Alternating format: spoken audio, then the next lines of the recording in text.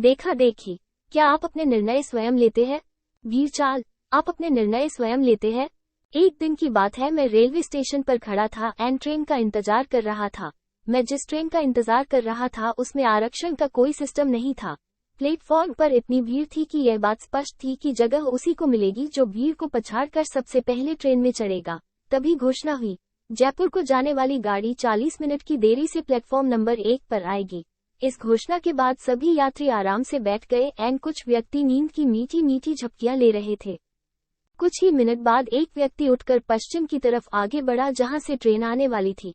तभी कुर्सी पर बैठे एक व्यक्ति ने अपने पास बैठे मित्र से कहा, देखो वो व्यक्ति आगे गया है, शायद ट्रेन आ गई, जल्दी चलो नहीं तो जगह नहीं मिलेगी।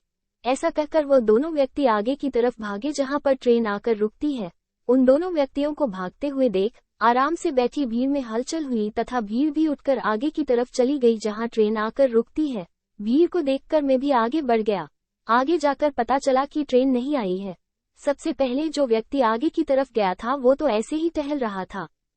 उस दिन मुझे ये बात समझ में आई कि अगर ज्यादातर व्यक्ति एक ही दिशा में जा रहे हैं तो इसका मतलब यह नहीं है कि वो सही दिशा में आगे बढ़ रहे हैं।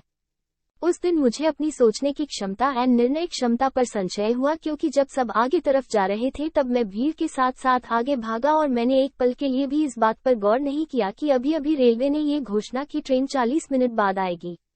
आज हमारी समस्याओं की एक वजह ये भी है कि हम स्वतंत्र रूप से नहीं सोचते एंड अपना निर्णय दूसरे व्यक्तियों द्वारा लिए गए निर्णयों के आधार पर ले लेते हैं।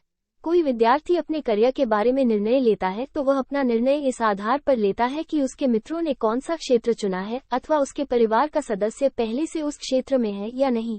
दोस्तों, विद्यार्थी को निर्णय स्वतंत्र रूप से एंड अपनी रुचि के आधार पर लेना चाहिए। जिस तरह प्रत्येक व्यक्ति का स्वभाव एंड जीवन की परिस्थितियां अलग अलग होती है, उसी तरह एक ही प्रकार का निर्णय सभी व्यक्तियों के लिए सही नहीं हो सकता। दोस्तों, समाज में अंधविश्वास एंड कुप्रथाओं जैसे दहेज प्रथा, बेटी के जन्म को अपशगुन मानना आदि का चलन भी इसी कारण होता है कि व्यक्ति स्वतंत्र रूप से नहीं सोचता एंड अपना निर्णय इस आधार पर लेता कि समाज में क्या प्रचलित है, न कि इस आधार पर कि क्या सही है और क्या गलत। ज्यादातर बुरी आदतों एंड धूम्रपान करने वालों के धूम्रपान करने की शुरुआत भी स्वतंत्र सोच के अभाव के कारण होती है और वह धूम्रपान इसीलिए शुरू करता है कि उसके मित्र भी ऐसा करते हैं। आज ज्यादातर युवा नौकरी के लिए दर दर भटकते हैं और ऐसी नौकरी करने के लिए भी तैयार हो जाते जिसमें वो अपनी काबिलियत का सही एंड पूर्ण उपयोग नहीं कर सकते। वो यह नहीं सोचते कि वो अपने दम कुछ भी कर सकते हैं और इसके लिए किसी नौकरी का मिलना आवश्यक नहीं। दोस्तों, ज्यादातर लोग नौकरी को इतनी ज्यादा प्राथमिकता इसीलिए देते हैं क्योंकि भीड़ इसी दिशा में आगे बढ़ रही है और वो भीड़ का साथ नहीं छोड़ना चाहते। भीड़ हमेशा उस रास्ते पर चलती है जो रास्ते